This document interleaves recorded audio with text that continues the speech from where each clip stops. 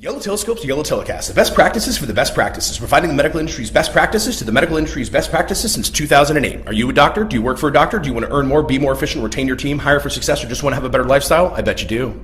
What should you expect from the podcast? A lighthearted, casual, fun, hopefully funny, informative, impactful, well-founded look at the medical industry from a pair of passionate, competent, confident, experienced, talented, questionably good-looking, unquestionably good-looking industry leaders, men of the Renaissance, if you will, and even if you won't, who enjoy Scotch whiskey, world travel, music, single malt Scotch whiskey, fine dining, not fine dining, family, art, and Ryan Bourbon whiskeys while implementing intensive training and expert staffing, resulting in unparalleled growth.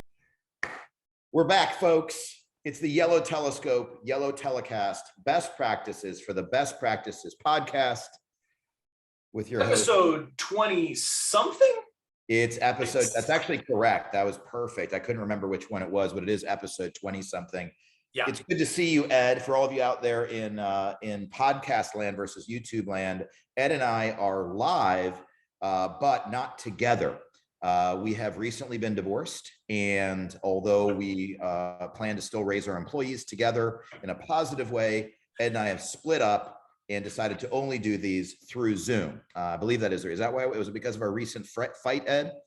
Gosh, I hope not, John. You know, I think we're still working through things at a minimum. I mean, we're just separated. Okay, wonderful. Yeah, exactly. You know, I mean, with the help of a loving therapist, and no, we're trying to do our best, even though, you know, we've been vaxxed and et cetera and ready to go. And, you know, we're trying to do our best at distance just for the few days prior to the 11th annual Yellow Telescope annual training seminar being held at the Mandarin Oriental, Miami, for the good of our team, for the good of our attendees, and gosh, maybe even for ourselves. Yeah, it's exciting. You know, although we are, 18 months plus into this pandemic, hopefully we hope that we're past the worst of it and so forth. But as is our second year conducting the meeting during the pandemic, we figured let's be absolutely sure we feel very, very well because we are giving about 10 or 15 hours worth of talks each, and canceling that would be challenging with, I think, over 200 people flying in from all over the world for this 11th annual event. So we're super excited about it. We did want to get some content out. We're overdue for a podcast per usual. We wanted to do it in a safe way. So there will be whiskey, there will be education, but there will also be distanced communication in reasonably HD format, although my lighting doesn't live up to Ed's lighting, although my t-shirt, even though sometimes we're all dressed up for these at meetings, is a former Yellow Telescope t-shirt. Notice the telescope in the middle of the shirt, flowing like a twig on the shoulders of the mighty stream, is on the back. So I am repping my set, I am repping my gear, and Ed is simply wearing a plain, possibly black t-shirt. Yeah, it's sort of an olive green, sort of a drab green, if you will, for those of you who can't see it.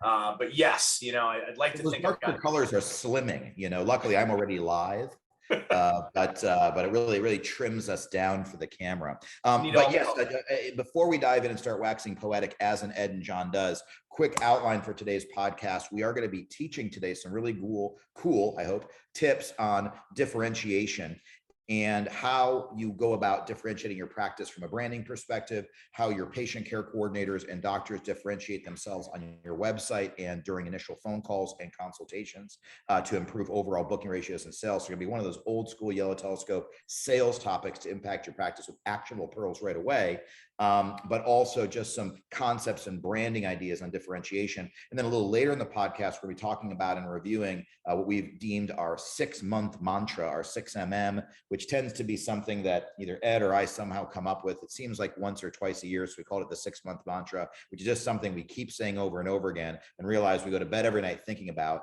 and we keep teaching every client about and say, well, this is something that everybody could benefit from. We kind of just shout it from the rooftops until we get sort of buy-in from all of our client practices throughout the country. So we're going to share a little bit about that. I'll talk about some upcoming events you can see us at, including the Yellow Telescope 2022 seminar, which is the only thing we're going to talk about at the beginning of this podcast. So we hope you like it. Ed. Yes, indeed, John. You know, it's interesting that it's been so long. Of course, I think you once said that we consistently record a podcast once every month to year. And without exception, I don't think we've missed that quite yet. So we are consistent, to say the least. But here we are. It's been a few months at least, but partially it's because we've been busy. Gosh darn it. We've been traveling around. I know that Watch your tongue. Thank you. I'm trying to be PG-13. It's not an R-rated podcast. It's kicked off the year heading out to DC, visit a client, followed that up a couple months later, visited a client out in Michigan. Really excited to get back into some practices again as things continue to open up. Then, of course, what with meetings happening, we were on faculty and we're in the exhibit hall at the Miami Cosmetic Surgery. That did not require any travel on our part, luckily. But also we're back out in Vegas for the Vegas Cosmetic Surgery Symposium there. We're on faculty, and it's nice to get back out there. So getting out and about. Where you been? Yeah, I've been all over. Again, I kind of finish up my annual seminar every year with kind of the difference a year makes and how much happens in a year and where you're going to be in a year. And I know that 2 years ago, I celebrated my 40th in Scotland with you and 37 of my best buddies in a kilt with fireworks and whiskey and a band, and it was great. And within a year, we're in a global pandemic, and my travel schedule consisted of walking downstairs once or twice a day and then back up the stairs once or twice a day. And at some point, we really spent that year, 4 or 5 months, my wife, my son, and I started traveling all over the place because we kind of had that luxury of working from wherever, at least temporarily, and kind of took a road trip. So we did the same thing again this year because somehow this thing's still going. It's been a long time, but I've been kind of all over. We went up to Bridgehampton, as we do for a month or two every summer. You came and visited. It was wonderful to see you, Ed. Thank you for having me. Did that. You know that you did that because you were there. But from there, we did the big road trip. We went up to Hershey, Pennsylvania for my son's birthday, which was great. Did some client travel and so on around that as well, launching clients in Tampa and Nashville, things like that. But then we really did a road trip all the way south. We did DC and the monuments. We did beautiful Charleston, visiting one of our favorite old clients. He's not old, but he's an old client, Dr. Funstick in Charleston. We did Kiowa Island. We did Jacksonville and Hammock Beach, and eventually made our way back here. So since then, we also had our awesome company payoff trip. At least I think so. I paid for it, so you guys better say it was great. But we all went to the Dominican Republic, to Punta Cana, and sat on the beach with all of our top people, which was nice. We owed that trip from 2 years ago. We couldn't do it during the pandemic, and now we're heading into the seminar. So it's been kind of nonstop. Haven't been in the same places is Unky Ed, as we call you, in a while, but it's been really nice, if nothing else. So there's a takeaway or a positive of the whole COVID thing. It's been nice to spend time with family and travel maybe a little more than we normally might with the kid. Yeah, absolutely. And well, in fact, we did get a chance to steal away for a day or two out of the office to celebrate the annual fantasy football draft, of which I'm actually of no part. I simply went to tour around in the master planned distillery tour in what is the Bourbon Trail. So that was one thing, which I think will lead us into, our quick discussion of the whiskey here for this particular episode. Yeah, and again, I know it's been a long time, and so I prepared. I know we talked about maybe doing some tastings from one or two of the distilleries we visited on the trail, but the short background for all of you guys out there in podcast land. I have been in a fantasy football league for many, many years. It is ridiculous that I'm still in it because I'm old, but it is great. And all of us get together, including people like Ed, who are just buddies who come along and don't draft. And it's just an excuse to go eat some food and hang out with our friends and whatever. And the last place person from the last season, whoever's the very worst player, their punishment is they have to plan the next year's trip. And so yours truly was last place in the middle of the pandemic because, I was so busy sitting at home that I couldn't pick a decent team. So as last place, I said, well, the good news about being last place, it's not your situation, it's what you make of it. Something we teach our people all the time. And I said, well, if you're going to make me plan the whole thing, I'm going where I want to go. And so, yeah, we planned it out to Kentucky. We flew into Louisville, stayed at the beautiful 21C Museum Hotel, which was great, and went on a couple of days of tastings all over the place in the Bourbon Trail. So I don't know the highlight for you, Ed. I really enjoyed Heaven Hill Distillery, which was great. Trying some of the orphan barrels, even though it's not from that distillery per se. Another highlight for me, and really just the beautiful idyllic scenery and spending time with good friends were a few highlights. But filling our own at Three Boys was pretty cool too. Oh, it was great. I mean, it was so nice to be able to see sort of a breadth of everything from like the big corporate, I mean, we did certainly go out to, see some of the big, yeah, we went to see some of the conglomerates owned by Diageo and things like that. But it was also really fun at the whole other end of the spectrum to go to a place like Three Boys, which is legitimately on like a 300-acre farm in the middle of Kentucky. And that was actually the one or two here that I have prepared, and then I would like to sample. In fact, you can see the label here is very askew, and this is one of the things I love. They go ahead and trim the label. Oh, look at you! You stuck yours on there, like I just stuck however right you like. on there. These are little guys. They're half-size bottles. Yeah. Yeah, exactly. But this is a 66% rye, 29% corn, and then I think what 5% malted barley. So, yeah, I thought you were saying 66% booze. I was like, that is rocket fuel. No, it's actually only 56%. Well, so far, I didn't know what you picked, but I have the same one I picked. So we tied a whole bunch of different barrels, get little sips of each, and then you can buy the ones you like and pour your own right from the barrel. You take the little whiskey thief, they call it a metal thing, you stick right into the barrel and pour your own. So we're 1 for 1 so far. Mine is 56%, which is still very strong versus a 40 proof like vodka. So baby sips of this for me. But yes, I have that one. And then what's your other one? The other one I've got here also is a Kentucky straight bourbon, Three Boys. So 1 rye, 1 bourbon. Bourbon being kind of sweeter, rye. And this one is the 62% corn, 18% rye, 15 barley, and 5% single malt. And we both picked the 2 exact same. Unknowing. No. What I'm going to do is this. I'm going to change it up then. All right. Try those. You can tell them about those because I think it's a great shout out to a small farm distillery. These guys are awesome. The owner, the master distiller was there, and he basically said, how'd you get into this? He said, well, first person in the family to go to college, went in Eastern Tennessee to college, didn't realize I was moving to a dry county. And I realized I had to drive 45 minutes for a beer. And I said, well, you're under 21. He's like, well, you know how it goes. But anyway, I had to drive 45 minutes to get a beer, and I wasn't going to drive 45 minutes for a beer. So I decided making moonshine. I'm like, well, where did you make your moonshine? It's like, in the dorm. I'm like, you weren't worried about exploding the entire dorm? I was like, it's fine. It's fine.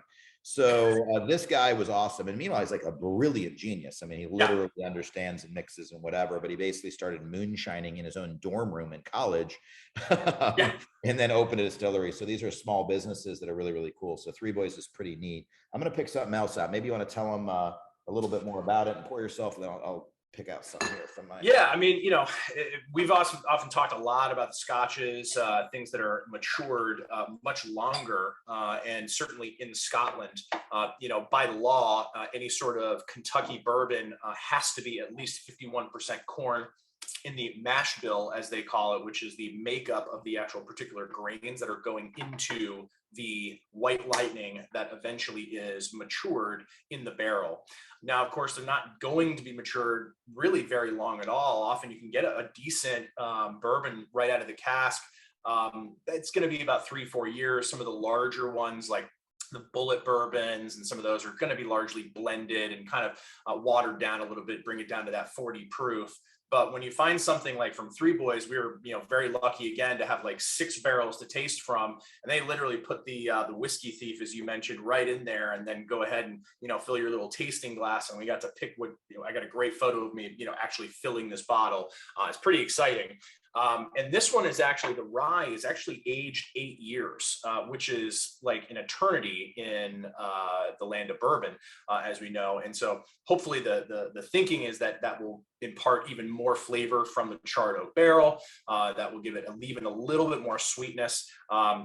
And this being cask strength is 56% alcohol, 112 proof. So again, as you mentioned, a tiny sipper. And with that rye being 66% rye instead of it being corn, this is not a bourbon, this is a rye whiskey, should give it a little bit more of that spice kind of notes. And then hopefully being so old, we'll kind of mellow it out a little bit. Love it. Well, I'm looking forward to opening mine, but I'm going to do that another day. So while you're testing those bad boys out, I had one thing I was actually going to do with a buddy a little bit later tonight. We're having a little, I guess I wouldn't call it a poolside barbecue, sushi by the pool. It's just the barbecue. We don't feel like barbecuing. So we're going to go in the pool with the kids, but we're just going to order sushi. It's easier than grilling. So in any case, what I actually have here, just to change it up, is something I wanted to feature on the podcast that we never have before, which is, it's spelled Auchroisk, Auchroisk, Auchroisk, Roisk. It's pronounced Authrusk. like Autrusk. Autrusk. This is not going to do very well in America because it's just such an intimidating verbiage for the Gaelic Scottish whiskey that it is. But it happens to be really delicious. I've been a fan of it since my first visit to Scotland, and you don't see it very often. But you can Google it, look for kind of individual bottles, or check out your local liquor store. Every now and then they'll have something on the shelves. But I really like Autrusk, even though I called it for the first 5 years Auchriosc. So that's what it was spelled like. And I'm actually finishing an interesting bottle of a 9-year-old. So that, by the way, in Scotch terms, in single malt terms, is kind of young, not super young, but usually you see a lot of 10-year-old, 12-year-old, 15, 18, 21, 25, or 30-year-olds obviously get progressively more expensive as they age. So you have to hold them there in the barrel longer, and some of it evaporates. You lose both product as well as having it sit there on the shelves, taking up real estate. But this one is really interesting because it was aged and finished. There's only 100 or 354 bottles of it from a single cask, and it was finished in red wine casks. So I don't know how to describe it, but it's very strawberry, I'd say. And I'm finishing it, but I'm doing it side by side for the nerds out there with a different group which is a different Autrusk. This is also an Autrusk juice. It's the liquid from that same distillery, but it was bottled by a private company called First Cask. And this is a 1979 bottle that was distilled in 1979. So it was put in the barrel then, and then it was bottled in 2005. So this is about a, what is that, 25, 26-year-old, much finer, hopefully smoother, more beautiful whiskey. There's only, I don't know how many bottles of this, maybe 150 or so. This one's only 46% alcohol, so 92 proof, which is still plenty. And the one that's 9 years old is also 46%, completely unrelated. So this one, obviously a much more expensive bottle. This one I got for $50. And it's absolutely delicious. I don't think I'll ever find another one, but it's like one of the best bottles I've had in the last 4 or 5 years. I thought it was just going to be kind of, drain pour. But it's kind of interesting. It's fun. I bought this in that little whiskey shop with Ed in Scotland on my 40th birthday. And this one is really, really tough to find. What's interesting is when you look at buying a Macallan 18, or I was just actually talking with a buddy Amit from our fantasy league, and he a little bit now, and I just texted him because he has a restaurant, and there was something called an Altamore 18 for $25 a pour, and he said, what should I get at dinner? And I said, if I was going to get something there that was reasonably priced, although it's an expensive drink, I would get a nice 18-year-old Altamore, because it's a small distillery, no one's heard of it. And it's in the same region and area as Macallan, which a lot of people have heard of. That same restaurant was asking for a Macallan 18, $118 for one pour. I used to buy a bottle of it used to be $100. I know that things go up over time. A bottle today is $350, which is robbery, even though it's delicious stuff.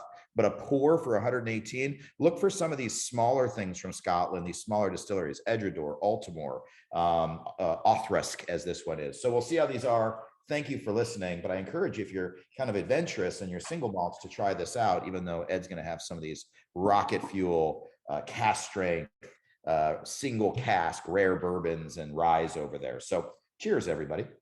Cheers. You go space side, I'll go stateside. Slàinte mhath. What's amazing for those of you guys in YouTube land is the older, more expensive one, very, very light, very clear. And then the red wine one, looks kind of like a Macallan, looks more sherried, but it's not sherry, it's red wine, but it gives it that darker color, just like Ed's that have that nice dark color. You can also see the legs on Ed's even from here, and much thicker, heavier, because it's a more boozy cocktail. Well, cheers. I'm going to say goodbye to my red wine one.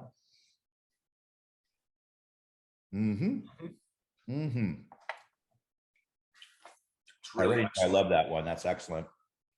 Now we'll try really got a little bit of sweetness, which is interesting, and you wouldn't find as much. You think much more with the corn, but for a rye with the maturation, it's a fairly high corn rye from what I remember that we picked out. I think it was 66 20 something.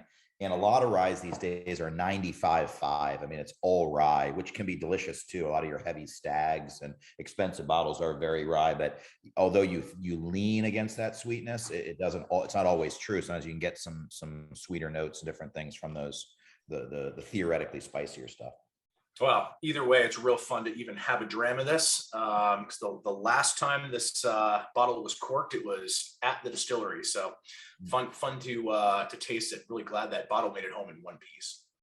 Yeah, and this is buttery oak. It's sort of the Chardonnay of it tastes like the Chardonnay of whiskeys. Really, really tasty. Much smoother than the other. Even though I thought for a 9-year the younger red wine cask was smooth too. Anyway, I'd buy both. Why not? Just a little Saturday sipper. Well, like I said, it's been a long time, Ed. It's been a long time since we podcasted. We should teach. Yeah, should talk about something useful. Something implementable, immediately implementable. And I think you had a good thought. We tend to try to make all the topics particularly timely, try to think, okay, what are we seeing right now among our clients, among the practices that we speak with, many of which every single week. And I think it's also particularly timely given the fact that we have updated like our entire program for the 11th annual YT seminar. And so the folks that are coming back are getting all new things in our advanced course breakout sessions, my VIP session. For the new folks that are coming back, we're getting an entirely new format, as well as completely updated slides and all the topics across the board. Of course, some of them don't need much tweaking, because if it ain't broke, don't fix it. And some of the fundamentals have been the same since we, began developing this, 13 years ago. But I guess you could say that one of the things we wanted to focus on is really differentiating the practice. And that's really kind of one of the fundamentals that really probably will never change, although may in your practice as you have more to differentiate yourself. Yeah, and I think that, I think Abby kind of mentioned this, and we threw it out, I think, on one of our voice memos to all of our clientele, that we are actually in a pretty good time. We didn't anticipate this. I think most people, when they heard there was a global pandemic and people were dying and all these very true, horrible things that have occurred over the last year or two, most people just anticipated the industry, really all industries would suffer, and many have. Our industry did as well for a month to 5 months when most practices were completely shut down due to your lack of PPE and elective medicine restrictions and law. But we all came roaring back. And if you're in aesthetics, if you're in medicine, for the vast majority of medical practices, if you played your cards right, you had your best year ever last year in the middle of the pandemic. And certainly you should be pacing here at the end of 21, heading into 2022 to have your best year ever. And so one of the things we've talked a lot about heading into the seminar is that our clients are coming in part very successful. And in part of that success is simply luck. They really aren't doing great because they've done so great, although they might have. Even the ones who really have made a lot of bad decisions are very successful because we happen to be in a time where medicine is thriving. And as a byproduct of that, our company is doing very well. And we are growing and we are winning awards and all of those things and all the things we could sit here and talk about and say how fancy we are. But part of our success is that luck as well. And so we have a record-breaking attendance this year for the seminar because I think we're good. Also because the economy is good and because our doctors are making money and they can afford it and they're in a good mood. And so what we really realized is we have to differentiate our meeting and make it the unmeeting, make it different than everything else, make it better than everything else, because it's not a given in the future. We have to sharpen the saw, which is the old cheesy adage, right now, so that when things aren't so easy, when the next recession does come, when the next serious issue for industry does occur, we still have a really loyal, fantastic clientele. And we realize that our doctors need that too, because they are in some cases taking for granted that times are good right now. And it's a pandemic, so things are just going to be good forever, when in fact, this is the time you need to start building your brand. You have to start differentiating the practice. And that was one of those core things we think that are so important. And so although it's been a very long time, we feel like it's time to talk about this. In fact, I just as an aside, Ed, the origin of the word day, right? Gosh, no. Well, speaking of a long time, it was a long time ago. The ancients, they struggled to come up with a term for sort of the 24-hour period where, the earth and the sun and the moon and all those things were happening in the sky. They figured out, and it got really late at night and they were still discussing it. And they said, let's just call it a day. And they adjourned. And that's when sometimes settling can be excellent. And if it's speaking of time, people have kept saying that like during the pandemic, a day felt like, a month, and things was like, things like that. They're like longest year ever, March 2020. And so, it's interesting. And we were like, well, maybe we'll just do our next podcast, when the pandemic's over. But gosh, this thing's been going on so long that I heard a TV commercial the other day. They said, in these precedented times. It's exactly as expected at this point now. Yeah, it's come full circle. So let's talk about differentiation. I do want to mention, as we're going into this, if you're lucky enough to be hearing this podcast, the very last 2 weeks of October, we're recording this around mid-month of 2021, or if you're hearing this the first, that's really it, basically, until Halloween, basically. We are once per year running our annual super early bird special. So it's exclusively for practices, med spas, doctors, and staff that have never been to our annual seminar before. We're heading into our 12th year. If you get in touch with us, you can email info@YellowTelescope.com or give us a buzz at 305-455-0720, or hit us up on the gram or whatever. Just get in touch with us. You know how to use Goggle. Then if you get in touch with us those weeks, we have a once a year special, and it's significant. It's typically $3,000 to $4,000 off per person who attends. And if you bring 3 or more people, there's group discounts. So it's just a good deal. We also break it into 11 monthly payments with no interest. So it's easier on your cash flow. Not that you necessarily need it, but it just makes it easier. And then last, everybody signs up for the next year, because it's going to be in the end of September next year in 2022. People say, well, I don't know what I'm doing then. You still sign up now to save the money, get the payment plan, and then also you can cancel until 45 days prior, or change who's going, add or subtract, those kinds of things. So there's no risk in signing up, and that's basically our pitch. So get in touch if you'd like some information about it, or any of our other services, blah, blah, blah, sales pitch, you get it. Now, if it's after that time, if you're hearing this in November, December, January, February, March, we do usually run some specials then. They're going to be a lower than full price. It's a graduated scale, gets more expensive the closer we get to the meeting. It won't be as good as that week. That's the best week, but then it's just a little bit more and a little bit more and a little bit more. Now, for existing practices, you're either in the room and you sign up for the next year, or it's full price. But for anybody who hasn't been before, please get in touch. We'd love to talk with you further. Let's talk about differentiation. Yes. Thank you for your patience with this brief commercial break. And, really, John, in these precedented times, can you even put a price on training? I don't think you can, but you can build value of the training. And really, that's exactly what we're trying to do when we're talking about the accolades of a practice, when we're talking about the differentiation. Not that we'll have time to go into the full review, but one of our core concepts that we spent a lot of time on at the seminar, in our training with our clients, et cetera, is the 7 steps to making a sale. And of course, each one of those steps has to go in order, because the old adage, build value, then present price, sales 101, we're building value every single step of the way. And so of course, number one is we've got to build some rapport with the patient, with the prospect, make sure we've got a bit of a good relationship, as well as gathering their goals and find out specifically what it is they're hoping we can do for them.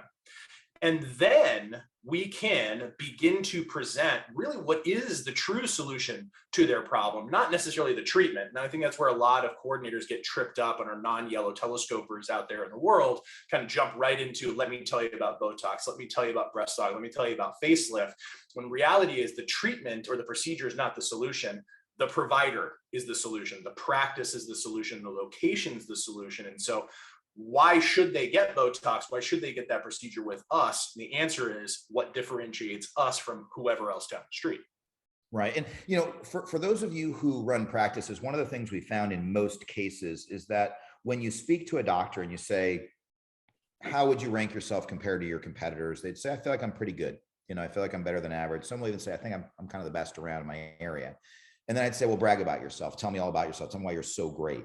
And then they always back off and they say, oh, look, I provide excellent care. You got to do your own research. I never want to badmouth anyone else. And part of that is because most people who go to medical school are doing so because they like the idea of helping and supporting other people, and either saving lives or saving confidence or making people better, or helping. And so it's not really someone who originally thought they're going to go into business, originally thought they were going to go into sales. And so part of it is that they're not wired for sales, but even the ones that are wired for sales and have that gift, they just tend to be, maybe for lack of a better term, sort of humble and a little standoffish about bragging because they don't want to come across that way. I don't think most people go out to dinner and say, I don't know if you know about me. I know you're one of my good friends, Ed, but let me tell you about how great I am at everything. It's just not what people generally do. And it's kind of frowned upon. At the same time, when you're selling something, people actually want to know what differentiates you. What makes this cable provider better than that cable provider? Oh, they've got NFL Sunday Ticket. Oh, this one has better broadband. There's got to be something to differentiate. And so one of the things we teach is our second step to making a sale on all of our 7 steps in all of our trainings is basically the doctor stump speech, where we're sort of building up the doctor to godlike status and helping people understand what makes that doctor better than maybe other choices that are out there. Now, never bad mouthing another, but doing so. And what's interesting is we find that a lot of the doctors focus on things that are true or even interesting, but don't differentiate. So Ed, I don't know if you have any off the top of your head that you hear a lot that either patient coordinators say about their doctors or that they say about themselves. Oh, sure. I think that, well, the way that we often train it is just sort of thinking from a patient's perspective. What are some of the things that you actually might want to know about a doctor or a provider that would maybe be differentiating or would indicate that there's some higher level of quality certification, et cetera. So some of the things that we always talk about are where they went to school. If it's a particularly great institution or, one of notoriety, great. If not, maybe that's okay too. Maybe we can differentiate the particular program or the fact that they happen to be, born and bred and stayed in school at the same hometown where they are, figuring out a way to create that differentiation and value for their school. Another one is how many procedures they performed. Again, we also talk about it's great if you have been in practice for 30 years and have done, 15,000 procedures or, hundreds or thousands of a particular specialty kind of procedure. But even if you're a little bit newer, we're still going to emphasize the number of procedures that you've had, honestly, et cetera, to particular types of training, whether it's fellowship training, whether it's particular certifications, board certification, obviously. So for example, if we were to bring all those things together, it might be, well, let me tell you a little bit about Dr. Smith, John. He's actually now been in practice at just over 20 years. And he's actually one of the rare triple board certified facial plastic reconstructive surgeons that are out there. Originally started his training in ENT, ear, nose, and throat otolaryngology, and which kind of led him to that facial plastics type of experience. And then he did an additional fellowship training year, of which only 13 folks are actually selected each year across the United States for that pretty prestigious program. And he actually started, got number 1 in his board exam. So he's kind of a smarty pants on top of all that, a little bit of an overachiever. And since then, of course, over the last 20 years, has now performed over 10,000 procedures. And actually, on average, does 4 to 5 of these rhinoplasty procedures per week. So kind of one of the most selected anywhere for that. And then finally, on top of that, he's kind of well regarded, not the best reason to pick him, but he's been in Newsweek and on CNN and Fox News and MSNBC and Time and Newsweek and Wall Street Journal and New York Times and some of the great publications, et cetera. On top of that, he's a great dad, plays ultimate frisbee, and I think you're really going to like him. And what's nice about that, and I guess one of the points that we want to make is that when we actually call your offices, and we actually do a poll or do a little mystery call, which we'll talk about our YT mystery caller program at the end as well. But whenever we reach out to practices, a lot of them say, oh, we do that already. We do a really good build up at the doctor. I say, great, go, let me hear it. And oftentimes it hits on some of those things, but it tends to either be not quite robust enough, not quite long enough, or it has things they think are differentiating factors that in fact don't differentiate anything. And so some of the things you mentioned is if someone went to a great school, certainly if someone went to Harvard, Princeton, Yale, Penn, and Mayo Clinic and Cleveland Clinic for all their training, yes, we want to hit that. That's differentiating, not among every doctor on earth, because other people also went to Harvard, but certainly among most of their peers in the community who don't have that educational background. That is a bullet point you want to hit if you've got a good education, as Ed mentioned. We hear a lot of things like this. Well, thanks so much for calling. You're in wonderful hands. A doc is really, really good. And he is very warm and caring. And he does medical missions. And we definitely perform breast augmentations. So he does a lot of those. And that's very nice. And that's all true. But what's interesting is nothing there differentiates in any way. So, for example, he's got a wonderful bedside manner. I like to mention that. I like to mention to people if someone's a warm, caring, down to earth doctor that connects with patients, because some people like that. I don't care about it, but a lot of other people do. I want to have the best doctor, even if he's not that nice a guy. I'll take that, the guy from, what was that one show? I don't know. There's that one show with the mean doctor. I'll take him. But whatever. But anyone can say it. There's no league. I could say I am personally in my view, one of the taller people that I know. Now, it's not really true, but I could give you my opinion that it is. And everybody, and we know about 30% of you guys listening to this, quite honestly, you're not that nice and you don't have a very good bedside manner and you really don't treat your people that well. Doesn't mean you're a bad person or you don't do good work, but you're kind of an a-hole and you kind of know it. And that's kind of okay. And you could still have your patient coordinator say it. Oh, Dr. Smith is just a sweetheart of a man. You're not.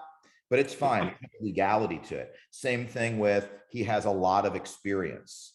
He does a lot of breast dogs. Now, a lot to you could be 2. So what we're really looking at is definable numbers, definable metrics like Ed is talking about.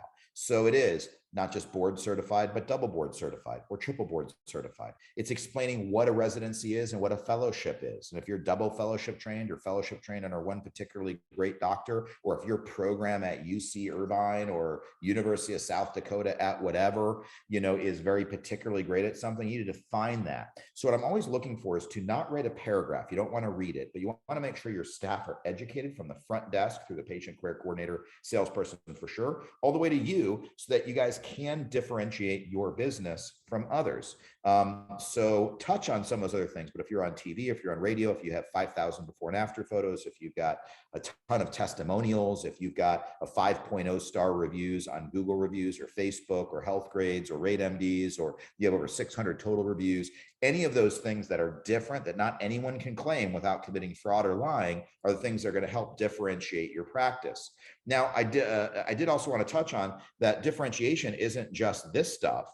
It's also trying to brand your practice better. So step one, takeaway one is, does your entire team, particularly your patient coordinator, speak to people directly over the phone?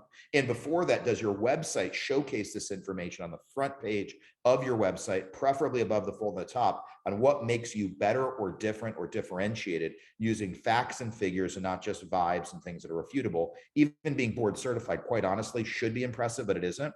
Meaning it is very hard to get through medical school at all. But the truth is, once you get through medical school, almost everybody who's a couple of years out is board certified. You just have to basically take the test, submit a certain number of results, complete a certain number of procedures, hit basic goals. But you're not going to meet a lot of people 10, 20, 30 years out that aren't board certified in something. So it's a check in the right column, but it's not enough to differentiate you. So is it long, detailed, and differentiatable? But it's not just that. And it's not just training your whole team and not just putting on your website. It's then also thinking about your brand a little bit. Mm-hmm. Well, I think what's the old joke, John? What do they call the person who came in last place in medical school? Doctor. Yes, sir. That's correct. Yeah, that's right. It doesn't matter. And so, the reality is there could be 300 people in a class or something like that. And regardless of how well or not they did, they're all going to be called doctor on the long run. And so it's finding out what those additional things are. I think I wanted to touch on a little bit about, for example, bedside manner, or, for example, experience. Sometimes the doctor actually may be lacking in some of those departments, and it's actually okay. I think particularly we want to be transparent with our patients, and, gosh, I had to have a back surgery several years ago. That doctor was a jerk, like a-hole with a capital A for sure, but was performing what I thought at the time was like a life-saving procedure. And I was like, I don't care, as long as he's extremely competent in the OR and like fix my back, doc, whatever. You don't have to be a nice guy, pick the guy for the bedside manner. And similarly, I've actually worked with coordinators in the past who work with a doctor who is not known for their amazingly warm bedside manner. For example, they're like a little direct, a little bit cerebral, a little bit more scientific in the way they think and communicate. It's actually an opportunity to communicate that with patients if they are having that live conversation, saying things like, now, the doctor, Smith, given his background scientifically and, how much he's been published and researched, et cetera, really does have that sort of scientific background. Candidly, doesn't really translate directly into like the craziest, warmest bedside manner. He's not like Dr. 90210 super charismatic, but that sort of, more low key kind of nature is something I think a lot of our patients really like about him. For example, so it's being able to take some of those things and be able to not spin it, but to be honest about it, and still use it a little bit to an advantage. It's almost the opposite of spin, right? I mean, almost everybody just wants to sell their doctor or sell their business, but when you can actually admit what's different about you, and something we'll talk about later is, one of our slogans is that we're honest and on it. We're Right. one of the most honest businesses you'll ever meet. I also then always say, well, we're honest to a fault. We will tell you the truth. We have a few people who don't love us. Most people love us, but sometimes people don't like that we're forward. And the right people, when we tell them that, they say, oh, no, actually, I appreciate that. I'm coming to you guys because I want consulting. I want feedback. I want to be presented professionally and politely, which I think we do. But I need someone to tell me when I'm not right versus just be my yes man. Because if you want a yes man, you just hire an executive assistant. They'll do whatever you ask. You can hire, a babysitter or whatever. They can sit next to you for a few hours a day and just tell you how wonderful you are. And so it's something that differentiates our business, something that can differentiate yours, say, and it's, we'll call it push away close. And it's okay to say that, Ed, between you and me, you're not selecting Dr. Smith because she is necessarily, to be quite honest with you, the most charismatic, the most Dr. 90210, the most outgoing. She's a little straightforward, a little cerebral. She can be short at times, but she really cares. She really does superb and amazing work. And that's one of the reasons that we have a 4.8 star review on Google based on 67 reviews. So you're really in good shape. And the right people will be attracted to that. And it's okay to differentiate your practice that way. And I think, Ed, you probably said it better than me, but this is the philosophy behind it as well. Well, and I think you also touched on it as well about it being really practice-wide knowledge and education, but also from an overall branding perspective, right? We talk a lot about what our why is, and I think every practice should be thinking about that. What is the reason that really defines every single action that you take as a business, as a practice, culturally, and it's really more than just a mission statement or a mantra. I think you can check out some of our prior newsletters, blog posts, podcasts about when we kind of go into a little bit more detail. Of course, ours is helping motivated people reach their capacity. And that really is pervasive from our own team members to doctors, to our preferred vendors, to the coordinators that we train, to the managers that we work with and other providers, et cetera. But, think a little bit about what it is specifically for you as a practice that is differentiating. We often talk about, how it's a little bit laughable, not to make fun of anybody, when somebody says top quality results in a caring and compassionate setting, brought to you by friendly faces you can feel like are your family. It's not a mission statement. It's nice, right? But there's nothing differentiating in there at all. And everybody has the same one, right? I mean, it's incredible. And also it's why we also joke around from a branding perspective, not to, again, beat up anybody who has these kinds of names, but almost all practices have the same sort of names, bellissima, bella, bellissima, or facetura, face count, face, some version with the word in there, or whatever. And it's nice, it makes sense, but you actually think you're different. You're actually dovetailing yourself into everything. When in fact, from a branding perspective, as bad as this would sound, is you would do better with Purple Elephant Med Spa. Yeah. At first you'd say, well, is that making people feel overweight? Is that talking about gray elephants? Is that strange? Well, you can't chase every rabbit, you get none. And actually, at least it's memorable. And if you want to brand yourself, you want to be memorable, maybe you go YellowTelescope, which has nothing to do with medical consulting or anything else. But you have to actually think about what differentiates the brand too, not just the exact procedures that you do. One little thing to go on topic, off topic, just before I forget it. One of the things we also talk with every practice about is what is a unique procedure you offer that either not everyone does or that you particularly feel you do better, and then can you brand that? Can you hashtag it?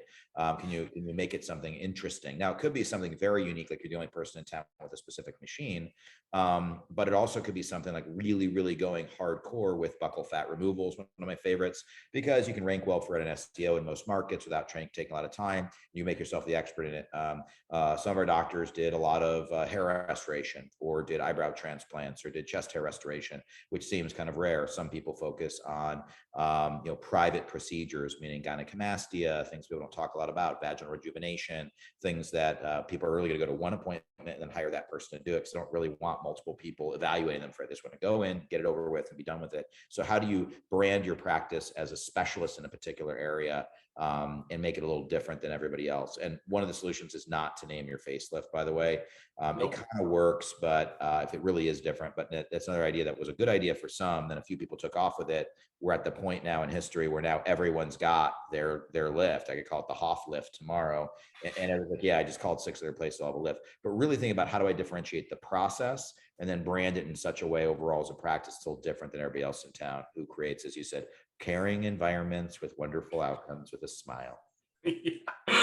And sometimes we have to think outside of ourselves. I mean, like you said as well, John, I mean, some of our clients, and I think some of the best providers out there, are the most humble. They're the ones who are just like, I don't like to talk about why I'm the greatest. I don't know. I just do good work. That's all I do.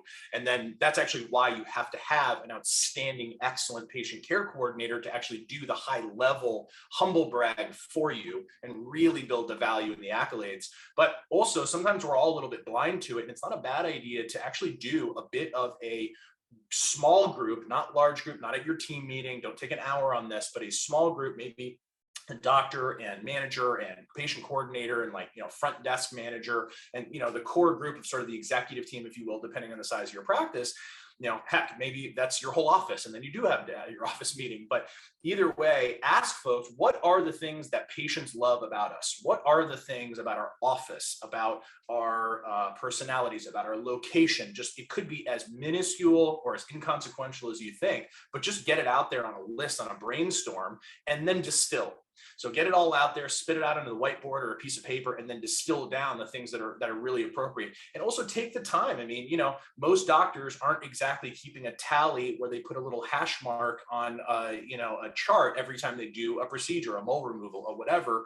And so think of, honestly, even if you've only been in practice for 5 years, how many hundreds or thousands of procedures you've done since you were, in residency. Training, for example, those count as far as your experience is concerned. And when you're trying to actually quantify and come up with those very specific numbers and terms, like you were talking about, John, but you actually use it as a group exercise.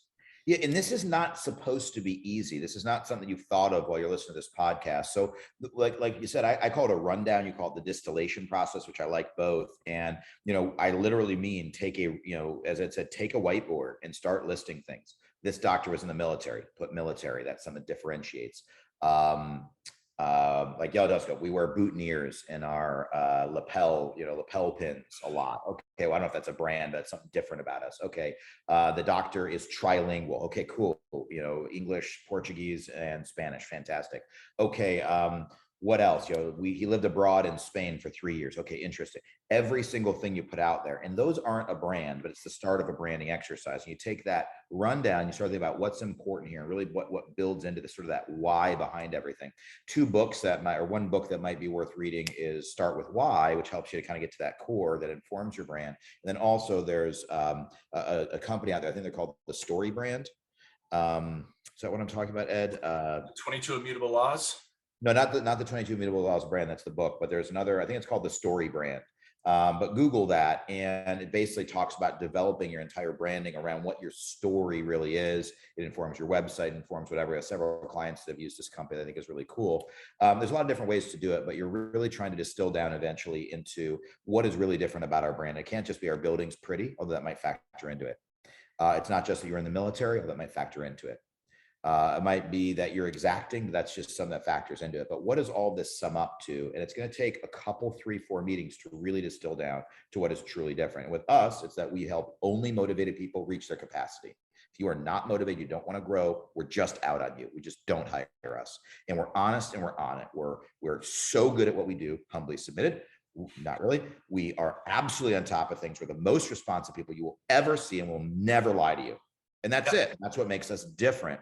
And that differentiating factor informs everything that we do. We will walk away from business over it. We'll win business over it. All of our success comes from it. And the people that don't hire us come from that as well. But that's okay. I remember one of my old jobs was a gym, and their slogan, one of the most successful at the time in the country before all this CrossFit and different Soul Cycles things came out, their slogan was "Look better naked."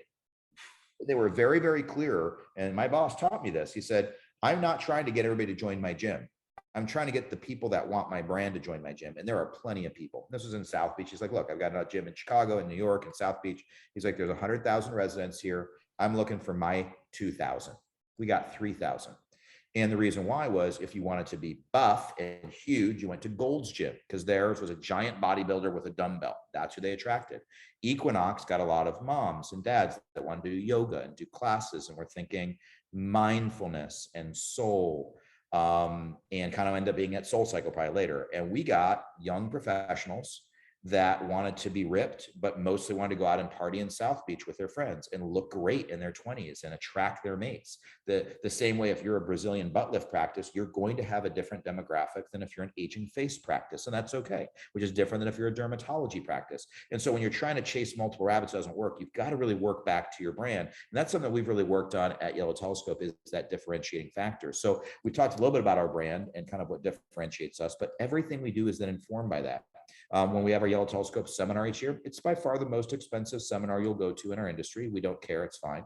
Now, it's not really that much more because it includes everything. It includes 3 nights in an ocean view balcony room. It includes all of your beautiful 5-star meals, gorgeous cocktail hours, and all that stuff.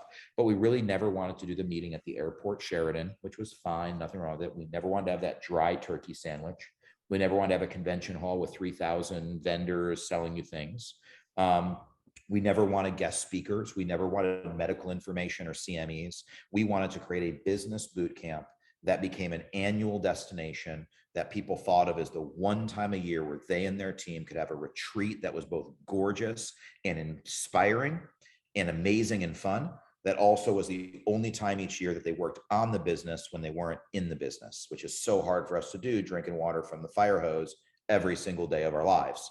And that has allowed us to be successful. And one thing I'll mention is we went to a meeting in the last year, or I won't really mention which one. It was interesting, is this meeting probably averages between 1,000 and 3,000 people a year. And all of them have been down a little bit this year. So it's nothing specific, because pandemic and people being uncomfortable traveling and so on. What's interesting is this meeting anticipated probably 1,000 to 2,000 people.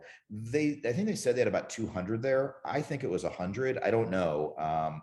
But it was very poorly attended. The reason why, in my view, was it didn't pull at the heartstrings. It wasn't a bad meeting. It'll be a great meeting. We hope to be there in the future. Like all the meetings we go to, many of them are much bigger than we'll ever be. But they've got a mission. They've got a why. They've got something that brands and differentiates that meeting. Some have a great business track. Some have the best speakers in the world. Some have always exotic destinations for some international event. And because of that, they pulled the heartstrings. And this one was just a meeting. And they were just like, I don't really need to go to that. I'm not going to take any risk. What's interesting is our meeting, if I may say, is breaking its all-time attendance record. Some of that's just luck and economy. Things are outside of our control, which is why we have to get better every year. But part of it too is people want to be at it.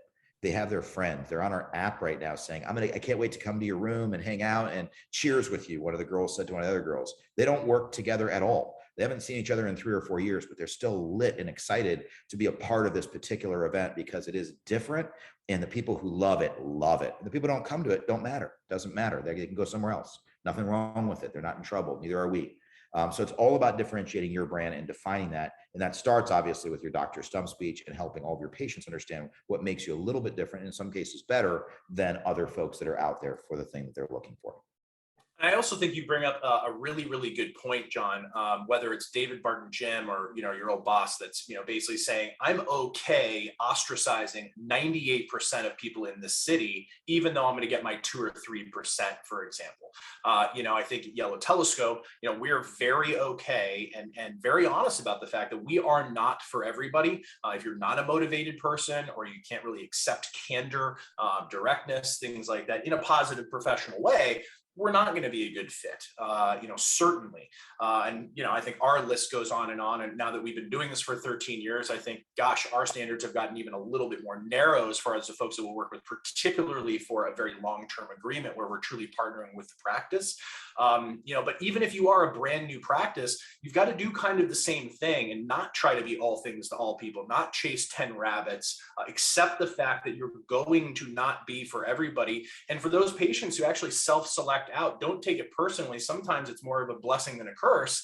If you've got some folks who are just like, yeah, you know what, you guys aren't for me. You're like, that's okay, because you're that much closer to somebody who is. And it also means you maybe done a good job of actually narrowing down what your brand is, and trying to really differentiate yourself. You know, in fact, if your lead conversion rate, for example, is a little bit lower than you'd kind of hope for, might not necessarily be a bad thing, because maybe you're getting better quality. And of course, if you're not sure, give us a call. We'll help you actually analyze that data. But I think then when it comes to differentiation, you have to be okay saying goodbye to some folks. Yeah. And you mentioned obviously the idea, which I think is very true of my gym, which was they almost enjoyed ostracizing. They were very, very interesting and bleeding edge in their marketing and almost wanted to make people feel uncomfortable, like artists. And I think my boss was an artist. The photo shoots were compelling and people were half naked, and they had a vibe and a viewpoint. And what's interesting is you can differentiate and not also ostracize either. You know, for example, I don't think YellowTelescope wanted to help people grow and being sales focused and, you know, having the differentiating factors necessarily ostracizes people. I guess it could, but it probably doesn't. I think some people are just like, oh, they're great, probably not for me. People say, oh, they're amazing, I would work with them, you should work with them too. Oh yeah, yes or no. And it reminds me, actually, I was watching an interesting interview this week, and I don't know who the individual was, but he was a marketing expert, and it started off with something that didn't sound right to me, and I was like, ooh, and then it ended up making sense to me. And basically what he said is, as a marketing expert, we learned very early that boring brands spend a lot of money. And he gave the example of, if you're a bank, banks are boring, financial services are boring. If you're an insurance company, it's boring. And so you have to spend a lot of money, like the Geico and this Jake from State Farm, and you got to pay Patrick Mahomes to do commercials, and Tom Brady and all these different sports players or actors and actresses. And they really differentiate by just spending lots of money. He's like, but what we realized really early on as a marketing organization is, if you're interesting, if you're a company that is going places or different perspectives, you can basically get free publicity by saying things nobody wants to hear and basically creating clickbait. And at first I'm like, yeah, that's true, but that's not how I do. I just don't believe in that. I don't want to create that thing. But what's interesting is when he was talking about was American Apparel, which is just a clothing brand. He said the stances we took, he's like, sometimes you have to take stances and say things that everybody agrees with. I'm like, I don't like this clickbait. So he goes on to basically say that they took an American Apparel, which I never really wore, but I guess it's like plain white t-shirts pretty much and underpants. And they basically took it from 600 million to 6 billion in valuation. And how'd they do that? Well, he's like, well, we decided that it was okay to not be straight. And we actually said it out loud. And we decided that it was okay to look funny and be a nerd or be interesting or not be a typical model. And it's okay if you have a funny body type. And so they picked models that were interesting or odd. And so he had a few other things that were basically at the time a little bit controversial that you wouldn't say out loud, but were really just a position. And all of a sudden, a flood of people who believe in that said, you know what, we are the weirdos too. In fact, most people are kind of the weirdos. Very few people think they were just the perfectly popular person who had everything going right for them their whole life. Other than Ed, he was perfect from the day he was born. But other people, I was, and of course, I was very popular my whole life, very, very popular. But other people I hear went through things. And so it's very interesting how they position things. And so it really comes back again to differentiation, to embracing who you are and what makes you different, and not trying to get every single thing for yourself. With us, it's people focused. We say, don't buy. I think I've sent 10 emails in the last month saying, don't buy that machine. To different clients. I'm pro machine. I actually help a lot of the vendors sell more. We have a lot of people using the body type and the M-Sculpt Neo now, and all the hot new stuff, and the Renew Beyond. Great, that's the hot stuff right now. It'll be something new next year, but only the right clients, the right time. And what we talk about is, do you have an amazing team yet? Are they trained extremely well? Do you have patient care coordinators that you believe in and that you really gel with and that are your friends? Maybe not going out at night and having fun, but that you really trust and like at a personal level. Do you have the highest level people in the industry working for your practice? And some people just don't like people, and they just aren't people, and they're never going to see that vision that it's your people, it's your management, it's your leadership, it's not the machines and whatever. They're going to make you successful. We want people who want team retention. A lot of people say, look, if they don't do what I want, I'm firing them. I hire slow and fire quick. Don't call us. We can help you fix yourself if you're open to feedback, but that's not what we want to work with. We want to help those people out of that because they don't get it. They don't understand that they're miserable when they go to bed every night, when they have turnover constantly. They're miserable when they know they don't treat people well. So we can help people like that. But we also want people who already don't think that way, a couple of people who are open to feedback on that.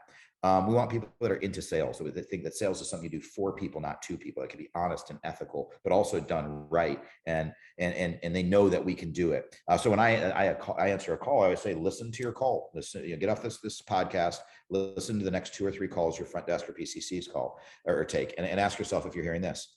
Thanks so much for holding. This is John. How can I be of service? Oh, hi, Susie. Hi. It's a pleasure to meet you. I did hear from Barbara at the front desk that you were interested in a facelift. Well, great. Well, you definitely found the right place. What I'm going to actually go ahead and do is just gather a little bit of information from you, and then I can go ahead and give you a little bit of information. At that point, assuming things look good, we can go ahead and get you on the schedule. How does that sound? Well, great. Well, first of all, how is your day going? Excellent. It's wonderful to hear. And let me just gather a little bit of info. Like I mentioned, your name is Susie. What was your last name? Great. Demographics, blah, blah, blah. And oh, well, that's fantastic. I actually live in the same neighborhood as you. I'm off of that LaGorce area as well. Do you love it? Yeah, absolutely. Well, good. So 3 favorite questions are here from every man. Any man in your entire life is, what is your height, weight, and age? I'm sorry I have to ask that, but I just need to get into the system. Great. And if you don't have people that are starting off a call that way, that are immediately diving deep quick, that are connecting with people, that are passionate, and notice nothing I said there was sales yet. That was just the connection part, but it's such a hardcore part of it is being genuine, being authentic, connecting, and actually want to build a relationship, asking people about their day. You're doing it wrong and you're not right for us.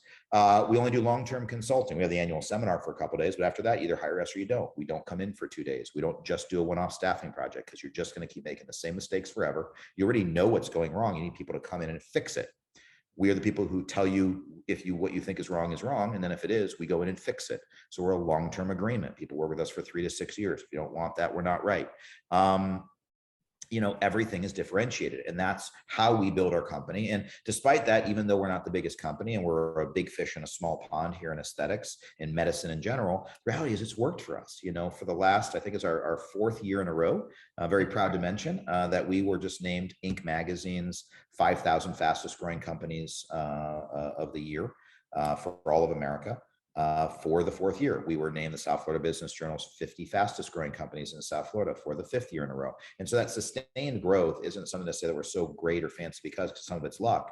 But the reason we're able to sustain it is we can get massive growth by having some people not pick us. And you can get unbelievable growth by having some people not pick you. And I think that's kind of the overall point I'm at least trying to make. Yeah. Well, and I think, maybe we could tie a bow on the entire conversation here before we have too much of this delicious juice. Have a label on that bottle of whiskey, right? Is that if you don't have the right people, then you need to get the right people.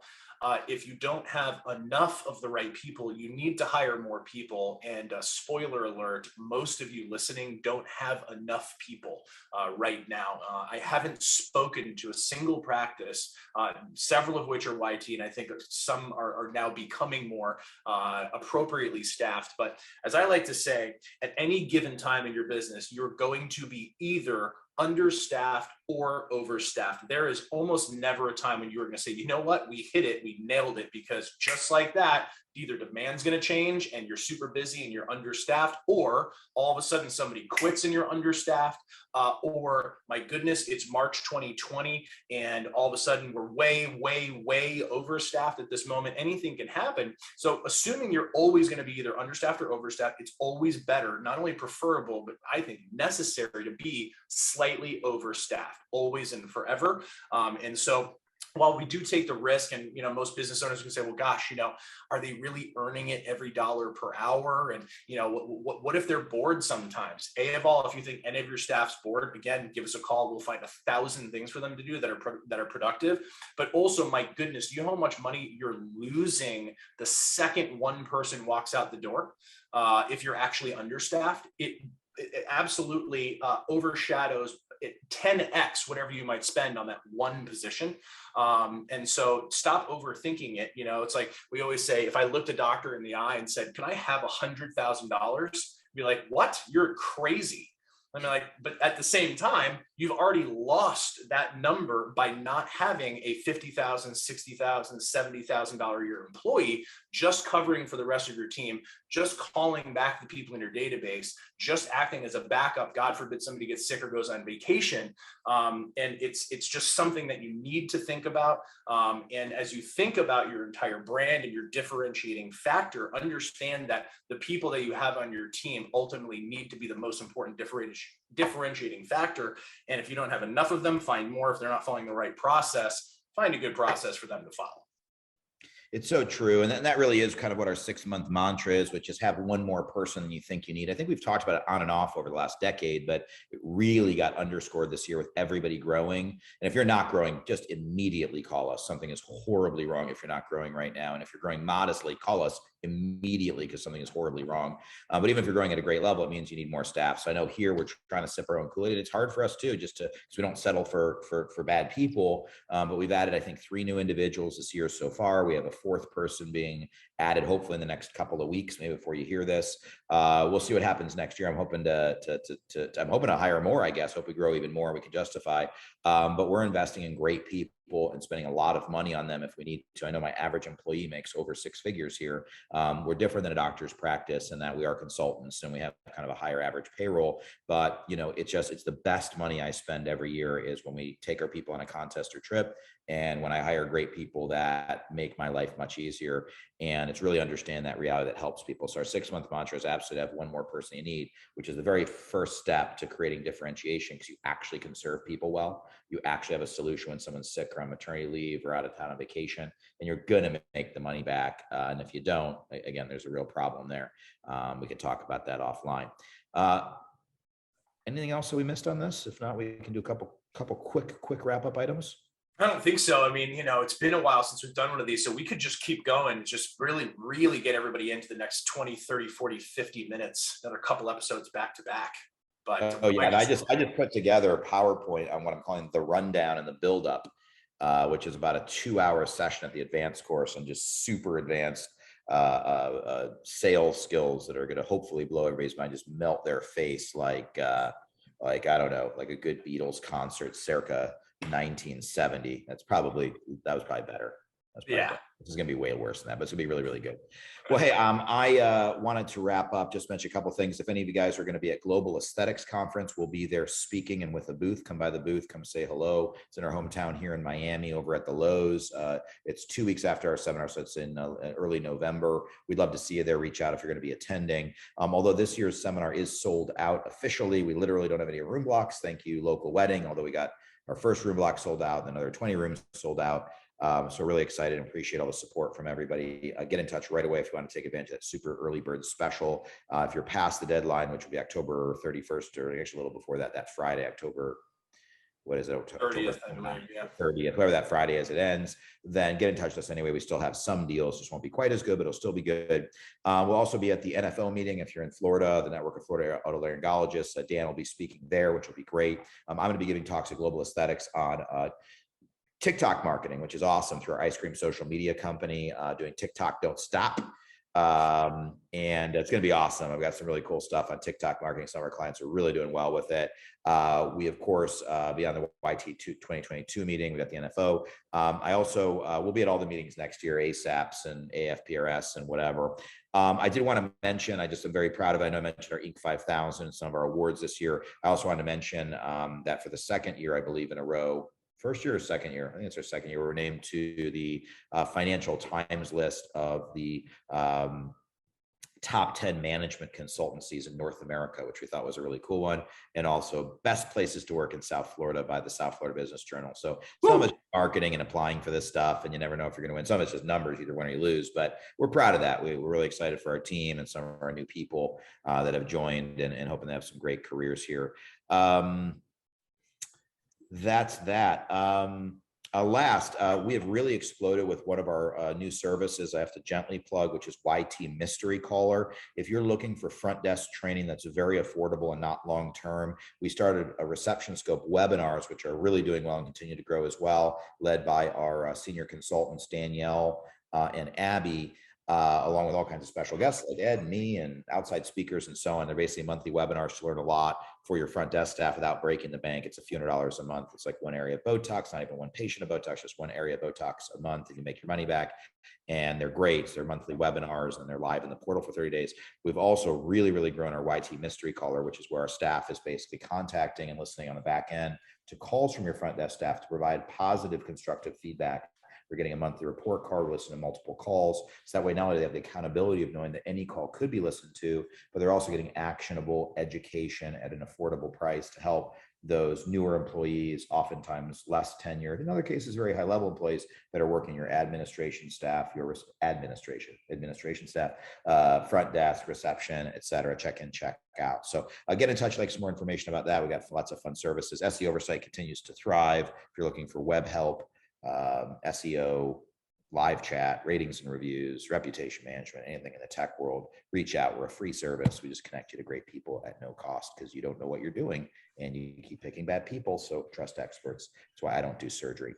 Those are my gentle plugs to finish this. We appreciate anyone and everyone who listened to the end. Ed, do you have other final thoughts other than I can't wait to see you this week at the YellowTelescope 11th annual training seminar? I had a funny sort of memory, I think from the last week of just speaking with practices. And I was telling a coordinator I was working with that I was going to be making, a suggestion about some of the front desk training and reception scope type, mystery caller services. And I kind of used the same analogy. I was like, it's not a treatment of Botox, it's the glabella. That's it. It's just that one area. And she says, we give those away all the time. I was like, exactly. So it's just hilarious that, again, it goes back to that 6-month mantra is that, having the money in your pocket is one thing, but like the missed opportunity is the other. And some of these tiny little things can really help. And some of them are free. So heck, why not? Having one more person you need and the invisible stack of cash, which is we don't want to have that new person because we have that 50 grand in our pocket and it feels good. And then we have to give it out. Yeah. But we never feel the invisible stack of cash, which is giving out the 50 grand to get back the million, but we don't feel that million because we don't have it. And so we never knew it was gone. And so we've really got to think about not giving up on those invisible stacks of cash. I invested more than I probably have ever invested in meetings in the last year, despite low attendance, pandemics, all the challenges. But that's really what allowed us to sustain and grow in spite of it, is being able to say, okay, I'm going to spend $50 or $100 or $200,000, but in return, I'm going to get back on the back end $500,000 or $1 million during a time that's difficult and build myself later. So all those people that can refer us all their friends. And that's something sometimes we don't think about, is all the other added value that comes from modest, prudent, somewhat frugal, but still investment, and actually spending some money to make some money. Absolutely. Watch out for those physical stacks of cash. By the way, there's a secret. Our meeting's in a secret location next year. It's my party shop.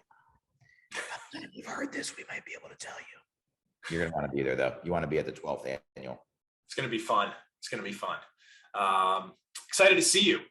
Excited to see you in mere days, my friend. Let's do it. Too long. It's been a few weeks, my friend. We will celebrate on Saturday night. Can't wait to see everybody who's coming. Thank you for investing in us. Appreciate everybody's support over the years. For anybody who hasn't been, come. If you don't love it, we'll give you the money back. It's that simple. It's our soul on a plate. We'll talk to you soon. See you at the next something. Cheers. Cheers.